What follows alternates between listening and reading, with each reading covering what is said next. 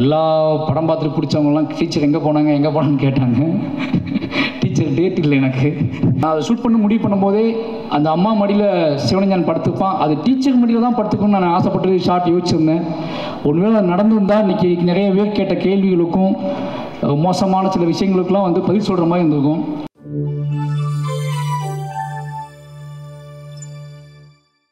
ரொம்ப முக்கியமாக என்னோடய நடிகர்கள் சொல்லணும். இந்த படத்தில் என் டீமோட நடிகர்கள் ரொம்ப முக்கியம். இந்த படத்தில் அத்தனை உழைப்பை போட்டிருக்காங்க.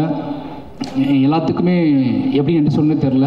கலையரசனாகட்டும், திவ்யாவாகட்டும், இப்போ வந்து பசங்க இருக்காங்கன்னா இவங்க ரெண்டு பேரும் நான் என்ன வேணாலும் பண்ணணும்னு முடிவு பண்ணி தான் எனக்கு சூஸ் பண்ணேன். ஓகேவா, படம் முடியும் போது நான் என்னவாக இருக்கணும், எப்படினாலும் இவங்களை வச்சு இந்த படத்தை எடுத்துடலாம் அப்படின்னு தெரியும். அதனால் சூஸ் பண்ணேன். இவங்களை என்ன பண்ண வைக்க முடியும்னு எனக்கு தெரியும். ஆனால் கலையரசன், திவ்யா, ஜானகி அம்மா இவங்கெல்லாம் வந்து பத்மனு இவங்க எல்லாத்தையுமே வந்து எனக்கு எப்படி ஒத்துக்கிட்டாங்க, ஒரு சினிமா ஆர்வத்தில் ஒத்துக்கிட்டாங்க. அதுக்கப்புறம் ஃபுல்லாக தாங்குவாங்களா தாங்க மாட்டாங்களா ஒரு பயம் இருந்துச்சு. பட் அவங்களுக்கும் ஜெயிக்கணும், ஒரு நல்ல படத்தில் இருக்கணும், நம்ம ஒரு அடையாளமாக மாறணும், சினிமாவில் நம்ம பேர் பதியப்படணும் அப்படிங்கிறது அவங்களுக்குள்ள இந்த தாகம் தான். கலையரசனாகட்டும், திவ்யாவாகட்டும், ஒரு சினிமாவை தாண்டி ஷூட் பண்ணும்போது படம் ரிலீஸ் ஆக வைக்க அது சினிமானே தெரியாது. சினிமாவில் இப்போ எந்த ஒரு சினிமாவில் வந்து இப்படி சகதிக்குள்ளேயும் மண்ணுக்குள்ளேயும் சேருக்குள்ளேயும் போட்டு ஒரிஜினல் சுமையை தூக்கி வச்சு நடக்க வைப்பாங்க ஆர்டிஸ்ட்டுகளை. நிறைய அவங்கள துன்புறுத்தியிருக்கேன். நிறைய வந்து ஒரு என்னோடய ஆர்டிஸ்ட்டுகளுக்கு எப்போ என்ன நடக்கும்னா, எனக்கு அவங்க சொல்லி புரிய வைக்க முடியாது எல்லா நேரத்துலையும். ஒரு படத்தோட வெற்றியில் நம்ம புரிய வச்சுக்கலாம்னு நினைப்பேன். ஒரு படத்தோட மக்களோட ஆதரவில், மக்கள் கொண்டாடுற விதத்தில் என்னோடய நடிகர்களுக்கு என்னோடய வேதனையோ என்னோட ஆசையோ எதையோ ஒன்று கடத்திடலாம்னு நினைப்பேன். அது என்னோட எல்லா படத்துலையுமே நடந்திருக்கு. என்னோடய எல்லா படத்துலையுமே நடிகர்களோட எனக்கு முகம் வந்திருக்கு. ஆனால் என்னோடய படத்தோட வெற்றியும் அதோட மக்கள் கொடுக்குற கொண்டாட்டமும் தான் அதை மாற்றிருக்கு. அது பெரியர் பெருமாள்லேருந்து இந்த படத்துக்கு நடந்திருக்கு. அப்புறம் நிக்கிலா விமலும் அப்படி தான். என்ன அப்படின்னா, ஒரு நடிகரை வந்து நம்ம வந்து அவங்க வேறு படத்துக்காக சூஸ் பண்ணது. நான் கர்ணனுக்கு பேசினது, அதுக்கப்புறம் மாமன்னன், அப்படியே பண்ணாமல் போய் வாழையில் போட்டு அவனுக்கு ஒரு சின்ன தயக்கம் இருந்துச்சு. ஏதோ சின்னதாக ஓட்டிட்டு ஏதோ படம் பண்ணுறா, நம்மளை போட்டு விட்டாங்க போல் அப்படின்னு சொல்லிட்டு டவுட் இருந்துச்சு. எனக்கு அதை சொல்லி புரிய வைக்க முடியல. இது சின்ன படம் இல்லை, இதுதான் என் வாழ்க்கையை நான் எடுக்கணும்னு நினச்ச பெரிய படம்னு சொல்லி எனக்கு அவங்ககிட்ட சொல்லிட்டேன். ஒரு நாள் அவங்க நம்பி பண்ணாங்க. நிறைய என்ன சொல்கிறது, இந்த கதையை உள்வாங்கிக்கிட்டு ஓகே இது ஏதோ நடக்க போகுது இந்த படத்தின் மூலமாக நினச்சி நம்பினாங்க. நம்பி நிறைய பேர் கேட்டாங்க, இந்த இடத்துல சொல்லணும்னு நினைக்கிறேன், ஏன் அந்த கிளைமாக்ஸில் டீச்சர் வந்துக்கலாமே கேட்டாங்க. மொத்த மீடியாவுமே என்கிட்ட கேட்டுச்சு. எல்லா படம் பார்த்துட்டு பிடிச்சவங்கலாம் டீச்சர் எங்கே போனான்னு கேட்டாங்க. டீச்சர் டேட் இல்லை எனக்கு. ஓகேவா, ஏன்னா அந்த ஷூட் எடுத்ததே, அந்த கடைசி பாட்டு நான் எடுத்ததே மொத்த படம் ஷூட்டிங் முடித்து எடிட் பண்ணி லாக் பண்ணி 1.5 வருஷம் கழிச்சு தான் எடுத்தேன்.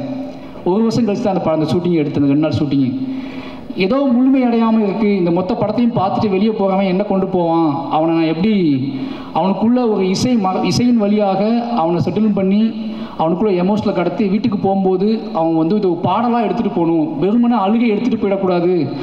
ஒரு படம் முடிஞ்சு வெளியே போகிறான்னா அவன் இதை கலையாக எடுத்துகிட்டு போகணும், பாடலாக எடுத்துகிட்டு போகணும், முணுமுணுத்துக்கிட்டே போகணும்னு ஆசைப்பட்டு தான் அந்த பாடல் 1 வருஷம் சந்தோஷம் ரொம்ப லேட்டாக தான் ஸ்டார்ட் பண்ணோம்.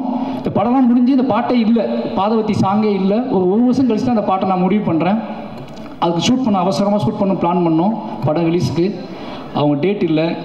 நான் அதை ஷூட் பண்ண முடிவு பண்ணும்போதே அந்த அம்மா மடியில் சிவனஞ்சான் படுத்துப்பான், அது டீச்சர் மடியில் தான் படுத்துக்கணும்னு நான் ஆசைப்பட்டு ஷார்ட் யோசிச்சிருந்தேன்.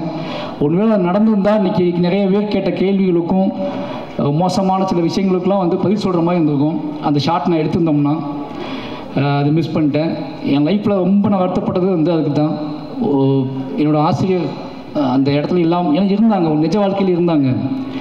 நிஜ லைஃப்பில் நிஜ கதையில் என் அத்தனை ஆசிரியர்களுமே அத்தனை பிணங்களும் அத்தனை உடல்களும் அடக்கம் செய்யும் வரைக்கும் என்னோடய ஒட்டுமொத்த டீச்சரும் அந்த இறுதி நாள் அந்த வாழைத்தோப்புக்குள்ளே உட்காந்துருந்தாங்க. அவ்வளோ பேருமே அழுதுகிட்டு.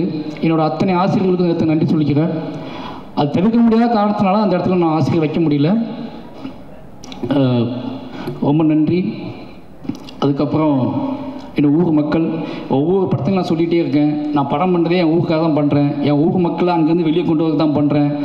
அவங்க இன்றைக்கி என்னோட எல்லா மேடையிலையும் என் ஊர் மக்கள் கொண்டாடப்படுறதும் அவங்க எல்லா படத்துலையும் சீல்டு வாங்குறத விட ஒரு சந்தோஷம் என்ன இருக்குது எனக்கு. இது ஒரு மிகப்பெரிய சந்தோஷம் எனக்கு. யோசிச்சுப்பாங்க. பரியரும் பெருமாள் அங்கே தான் பண்ணேன், கர்ணன் அங்கே தான் பண்ணேன், மாமன்னன் அங்கே தான் பண்ணேன், வாழை அங்கே தான் பண்ணேன், இப்போ பண்ணிட்டு இருக்க பைசன் அங்கே தான் பண்ணிகிட்டு இருக்கேன். அவ்வளோ கதைகள் இருக்குது. ஏன்டா இவன் அங்கேயே போகிறான்னா அவ்வளோ கதைகள் இருக்குது. அந்த கதைகளை அவங்க எனக்காக சப்போர்ட் பண்ணுறாங்க. ரொம்ப சிம்பிள், ரொம்ப நாங்கள் பெருசாலாம் பிளான் பண்ணுறதில்ல. ரொம்ப எளிமையான உண்மை எங்ககிட்ட இருக்குது. அந்த எளிமையான உண்மையை கலையாக்குவதற்கு கஷ்டப்படுறேன். அந்த எளிமையான உண்மையை கொண்டு வைக்கிறேன். நான் எடுக்கிற வரைக்கும் ரொம்ப சிம்பிளாக தான் எடுப்பேன். ஒரு எளிமையான உண்மை தமிழ் சமூகத்தை எந்த அளவுக்கு டிஸ்டர்ப் பண்ணுது அப்படிங்கிறத நான் படம் இங்கிலீஷ் எனக்கு அப்போ தான் புரிஞ்சுக்கிறேன். அப்போ இங்கே வலியதை விட எளியவைகளுக்கு வந்து மிகப்பெரிய வேல்யூ இருக்குது அப்படிங்கிறத நான் ஒவ்வொரு படத்துலையும் தான் புரிஞ்சுக்கிறேன்.